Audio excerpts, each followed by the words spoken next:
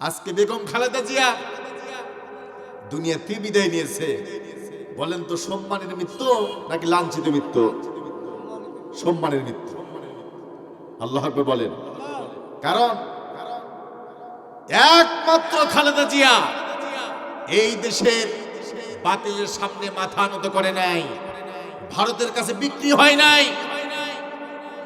এই খালেদা জিয়ার জন্য গোটা দেশের মানুষ দোয়া করা লাগে নাই, দোয়া চাওয়া লাগে নাই, সবাই দোয়া করেছেন। কথা কোন ঠিক কিনা? সবাই দোয়া করেছে।